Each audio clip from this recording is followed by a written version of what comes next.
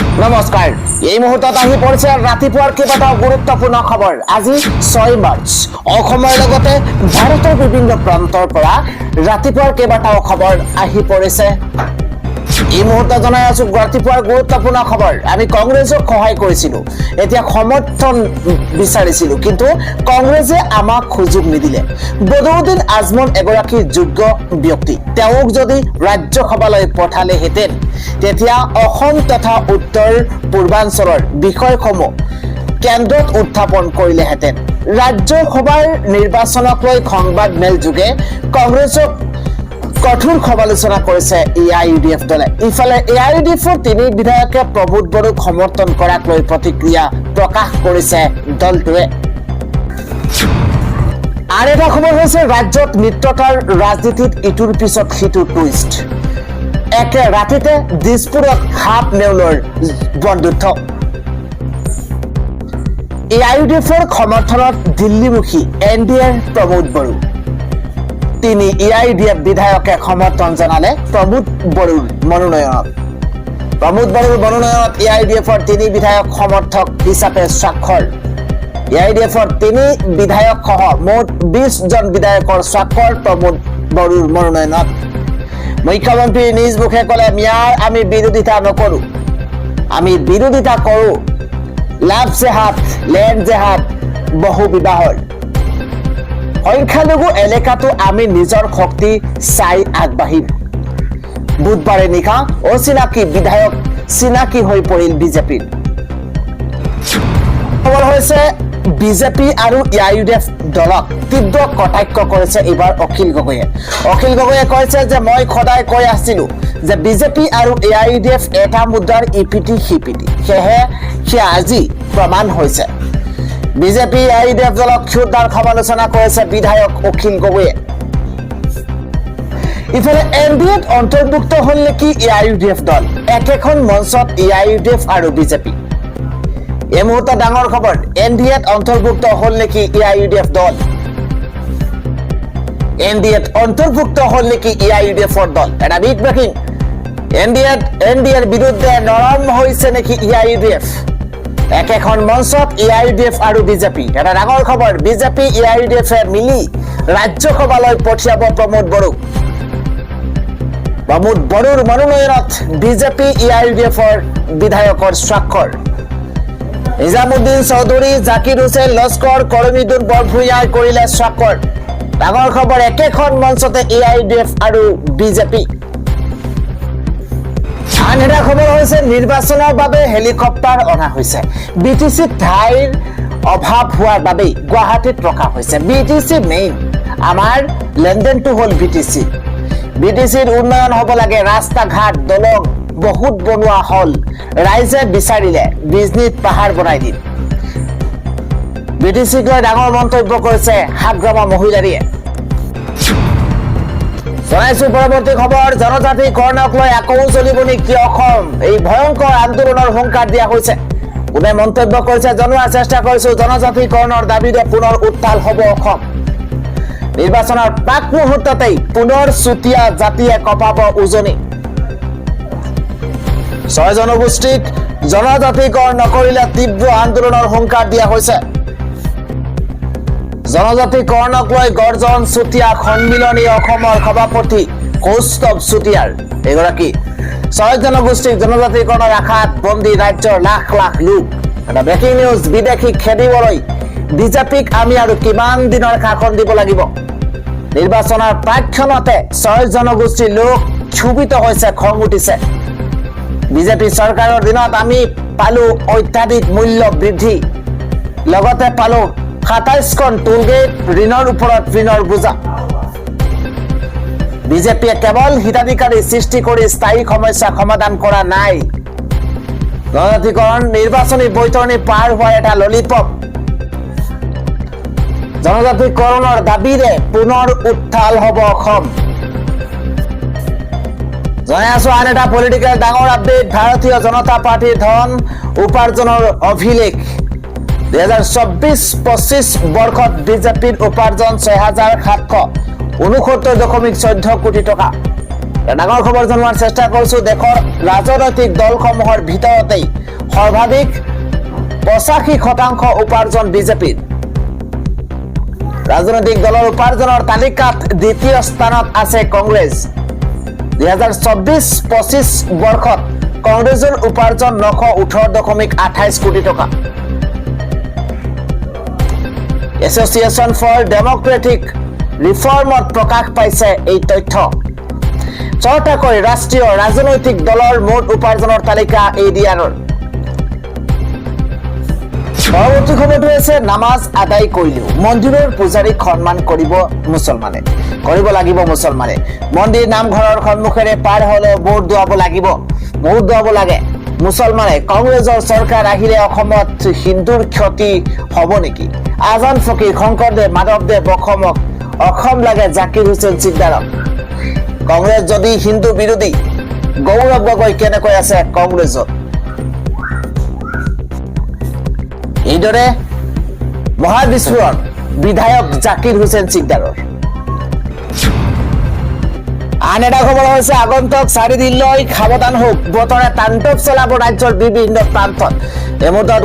Weather update জনোৱাৰ চেষ্টা কৰিছো ৰাজ্যত বতৰে কাল ৰূপ ধাৰণ কৰিব 9 মাৰ্চলৈ সাৱধানে থাকিব লাগিব ৰাজ্যবাসী এটা ব্ৰেকিং নিউজ আগন্তুক 4টা দিনত সতৰ্ক হোৱাৰ আহ্বান জনাইছে বতৰ বিজ্ঞান কেন্দ্ৰই জাৰি কৰিছে ইতিমধ্যে এলাৰ্ট উজনিৰ লগতে নামনিৰ কেইবাখনো জিলালৈ ইতিমধ্যে বতৰ বিজ্ঞান কেন্দ্ৰৰ তৰফৰ পৰা এলাৰ্ট জাৰি কৰা হৈছে বৰষুণ ধুমুহাৰ লগতে বজ্ৰপাতৰ এলাৰ্ট জাৰি কৰিছে আঞ্চলিক বতৰ বিজ্ঞান কেন্দ্ৰই বাক্সা কোকৰাঝাৰ ধুবুৰীত এলাৰ্ট জাৰি কৰা হৈছে মুহূৰ্তত বঙাইগাঁও গোৱালপাৰা বৰপেটা চিৰাঙতো এই মুহূৰ্তত এলাৰ্ট জাৰি কৰা হৈছে তামুলপুৰ ওদালগুৰি শোণিতপুৰ বিশ্বনাথতো হাই এলাৰ্ট জাৰি কৰিছে বতৰ বিজ্ঞান কেন্দ্ৰই লখিমপুৰ ধেমাজি তিনিচুকীয়া জিলাতো বৰষুণৰ এলাৰ্ট জাৰি কৰা হৈছে সমান্তৰালভাৱে আপোনাৰ অঞ্চলতো বতৰ কেনেকুৱা বতৰে কাল ৰূপ ধাৰণ কৰিব নেকি কিদৰে বৰ্তমান অৱস্থাত বতৰ আছে সেই আমাৰ কমেণ্টত আপুনি জনাব পাৰে জনাই আছো আন এটা ডাঙৰ খবৰ কালি টি20 বিশ্বকাপত ধৰাশায়ী হৈ পৰিছে ইংলেণ্ডক ধৰাশায়ী কৰি ফাইনেলত প্ৰৱেশ কৰিছে টিম ইণ্ডিয়াই এটা ভাল খবৰ এই মুহূৰ্তত আপুনি জনাওক টিম ইণ্ডিয়াক শুভেচ্ছা ইংলেণ্ডক ধৰাশায়ী কৰি কালিৰ দিনটোত আৰু নিশা ফাইনেলত প্ৰৱেশ কৰিছে ভাৰতীয় দলে 7 ৰানত জয়ী হৈ ফাইনেলত প্ৰৱেশ কৰিছে টিম ইণ্ডিয়াই এটা বিগ ব্ৰেকিং আহমেদাবাদত ফাইনেলত নিউজিলেণ্ডৰ সন্মুখীন হ'বলৈ সাজু হৈ পৰিছে ভাৰতীয় দলৰ দুৰ্দান্ত বলিং আৰু বেটিং বিক্ৰম দেখিবলৈ পোৱা গৈছে শ্বাসৰুদ্ধকৰ মেচত দেশবাসীক জয়ৰ সোৱাদ দিছে টিম ইণ্ডিয়াই দ্বিতীয়বাৰৰ বাবে টি20 বিশ্বকাপৰ ট্ৰফি উঠাবলৈ সাজু হৈ পৰিছে টিম ইণ্ডিয়া ইংলেণ্ডক ধৰাশায়ী কৰি ফাইনেলত প্ৰৱেশ কৰিছে অৱশেষত ভাৰতীয় দলে জনাই আছো আন এটা পলিটিকেল খবৰ বিহাৰত ৰাজনৈতিক ধুমুহা আৰম্ভ হৈছে মুখ্যমন্ত্ৰীৰ পদৰ পৰা পদত্যাগ কৰিব নীতিশ কুমাৰে এই মুহূৰ্তত ডাঙৰ খবৰ বিহাৰত ৰাজনৈতিক ধুমুহা আৰম্ভ হৈছে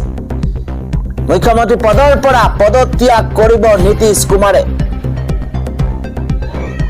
মুখ্যমন্ত্ৰীৰ চকী এৰিবলৈ সাজু হৈ পৰিছে নীতিশ কুমাৰ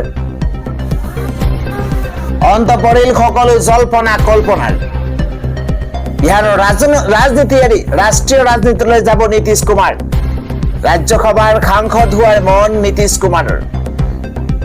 এক্স হেণ্ডেলত পোষ্ট কৰিছে নীতিশ কুমাৰে যোৱা 2টা দশক ধৰি মই বিহাৰৰ ৰাইজৰ সেৱা কৰিলো মোৰ জীৱনৰ ইচ্ছা আছিল ৰাজ্যসভালৈ যোৱাৰ মই ৰাজ্যসভাৰ সদস্য হ'ব বিচাৰো মই ভৱিষ্যতেও বিহাৰৰ ৰাইজৰ হকে কাম কৰি যাম নীতিশ কুমাৰৰ ৰাজনীতিক লৈ দেশজুৰি চৰ্চা অব্যাহত আছে যিকোনো মুহূৰ্ততে আনুষ্ঠানিকভাৱে পদত্যাগ কৰিব নীতিশ কুমাৰে বিহাৰত ৰাজনৈতিক ধুমুহা আৰম্ভ হৈছে উত্তম গগৈৰ বিৰুদ্ধে নিৰ্বাচন খেলিবলৈ সাজু পবিত্ৰ মাৰ্গেৰিটা যোৰহাট সমষ্টিত কোন হ'ব গৌৰৱ গগৈৰ প্ৰতিদ্বন্দ্বী এটা ডাঙৰ খবৰ পবিত্ৰ মাৰ্গেৰিটা নে সিদ্ধাংকু অংকুৰ বৰুৱা ডাঙৰ খবৰ জনোৱাৰ চেষ্টা কৰিছো সাধাৰণ গড়ৰ কোন সন্তানে পাব বিজেপিৰ টিকট সাধাৰণ ঘৰৰ কোন সন্তান হ'ব বিজেপিৰ প্ৰাৰ্থী পবিত্ৰ মাৰ্ঘেৰিটা হ'ব নেকি বিজেপিৰ প্ৰাৰ্থী প্ৰথমবাৰলৈ মুখ খুলিলে পবিত্ৰ মাৰ্ঘেৰিটাই গৌৰৱ গগৈৰ বিৰুদ্ধে নিৰ্বাচন খেলিবলৈ সাজু পবিত্ৰ মাৰ্ঘেৰিটা যোৰহাট সমষ্টিত মোৰ নাম চৰ্চিত হৈছে চৰ্চা দেখি মোৰ বেয়া লগা নাই দলে বিচাৰিলে মই সাজু কিন্তু বিজেপিত নিজে বিচাৰিলে একো নহয় ৰাইজে যাক বিচাৰে তেওঁকে জয়ী কৰোৱাব যোৰহাট সমষ্টিত কোন হ'ব গৌৰৱ গগৈৰ প্ৰতিদ্বন্দ্বী জনাইছো পৰৱৰ্তী খবৰ মিয়া বুলি কৈ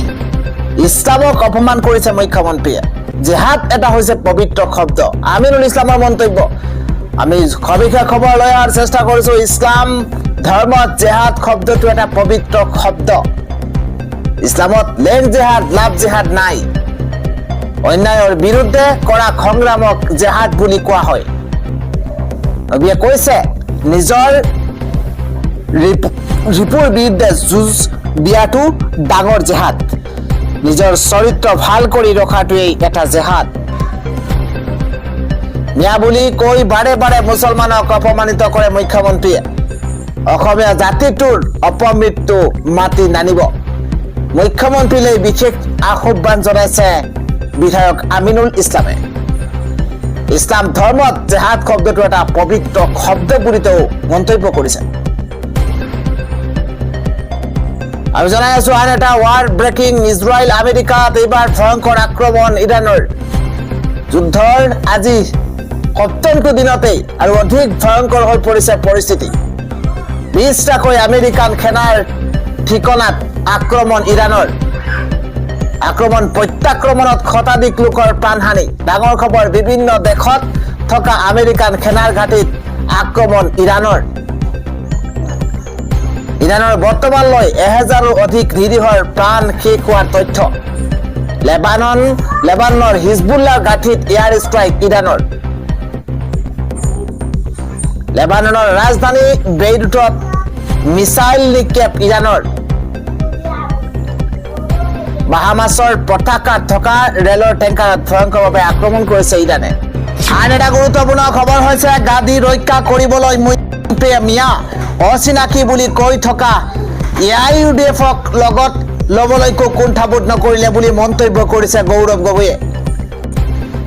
লোকক দেখুৱাই বছৰৰ পিছত বছৰ ধৰি AIUDF সাম্প্ৰদায়িক দল আখ্যা দি গালিগালাজ কৰি অহা মুখ্যমন্ত্ৰী ডক্টৰ হিমন্ত বিশ্ব শৰ্মাই আজি হঠাতে দলটোৰ লগত সেইটো দলৰে সহায় লবলৈ বাধ্য হোৱাটোৱে বিজেপিৰ ক্ষমতাকেন্দ্ৰিক ৰাজনীতি স্পষ্ট কৰি তুলিছে ৰাজ্যসভাৰ তৃতীয়খন আসনৰ বাবে NDA অৰ্থাৎ ভাৰতীয় জনতা পাৰ্টিৰ সহযোগী দল UPPLৰ নেতা প্ৰমোদ বড়োৰ মনোনয়নত AIUDFৰ 3জন বিধায়ক ক্ৰমাৎ কৰিমুদ্দিন বৰভূঞা নিজামুদ্দিন চৌধুৰী জাকিৰ হুছেইন লস্কৰে স্বাক্ষৰ কৰা বিষয়টো সন্দৰ্ভত প্ৰতিক্ৰিয়া প্ৰকাশ কৰি সেইদৰে অসম প্ৰদেশ কংগ্ৰেছ কমিটিৰ সভাপতি গৌৰৱ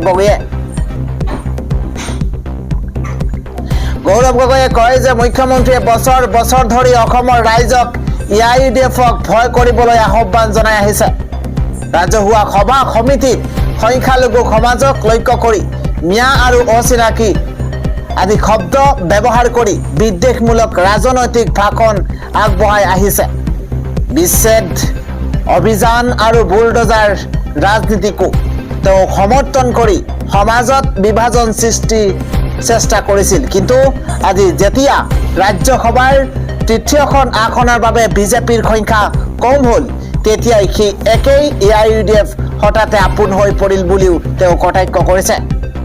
গগৈয়ে প্ৰশ্ন উত্থাপন কৰি কয় যে যদি AIUDF সঁচাকৈয়ে অসমৰ বাবে ভাবুকি হয় তেন্তে NDAৰ প্ৰাৰ্থী প্ৰমোদ বড়োক জয়ী কৰিবলৈ তেওঁলোকৰ সহায় কিয় কৰিবলগীয়া হ'ল যদি AIUDFৰ ভাবুকি নহয় তেন্তে এতিয়ালৈকে মুখ্যমন্ত্ৰীয়ে দিয়া ভাষণৰ কেৱল ভয় সৃষ্টিৰ ৰাজনীতি নাছিলনে বুলিও প্ৰশ্ন উত্থাপন কৰিছে গৌৰৱ গগৈয়ে আৰু কয় যে মুখ্যমন্ত্ৰীয়ে সদায় আদৰ্শ আৰু মতাদৰ্শৰ কথা কয় কিন্তু ক্ষমতাৰ প্ৰতি ভাবুকি আহি পৰিলেই সেই আদৰ্শ নোহোৱা হৈ যায় তেওঁ লগতে কয় যে অসমৰ সুৰক্ষাৰ কথা কোৱা মুখ্যমন্ত্ৰীৰ বাবে আজি নিজৰ গাদী ৰক্ষা কৰাটোৱেই যেন অধিক গুৰুত্বপূৰ্ণ হৈ পৰিছে। আনহাতে অসম বিধানসভাৰ বিৰোধী দলপতি দেৱব্ৰত শইকীয়াই কয় যে এআইডিএফ দল যে বিজেপিৰ বি টিম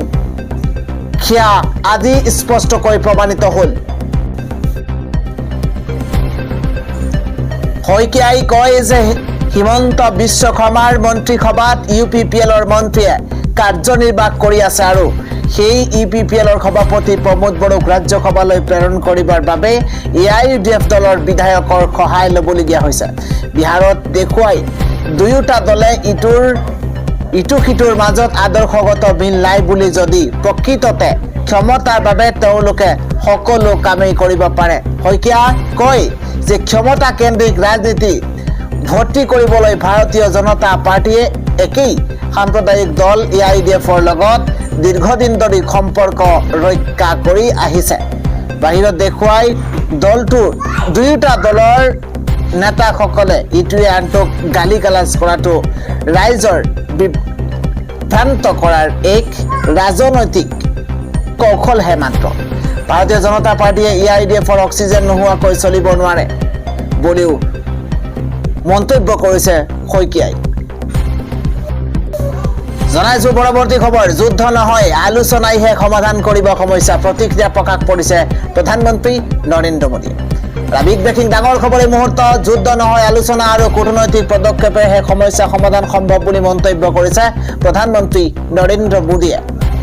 শেহতীয়াকৈ ইৰাণৰ সৈতে আমেৰিকা আৰু ইজৰাইলৰ সংঘাতৰ মাজতে প্ৰধানমন্ত্ৰী নৰেন্দ্ৰ মোদীয়ে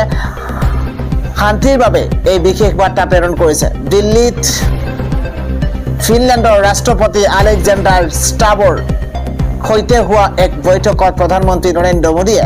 স্পষ্ট কৰি দিয়ে যে ভাৰতে সদায় যুদ্ধৰ বিপৰীতে শান্তি আৰু আইনৰ শাসনক সমৰ্থন কৰে। তেওঁ কয় যে পশ্চিম এছিয়াৰ পৰা ইউক্ৰেইনলৈকে যিকোনো জটিল সমস্যা কেৱল আলোচনা আৰু বুজাবুজিৰ জৰিয়তে সমাধান কৰিব পৰা যায়।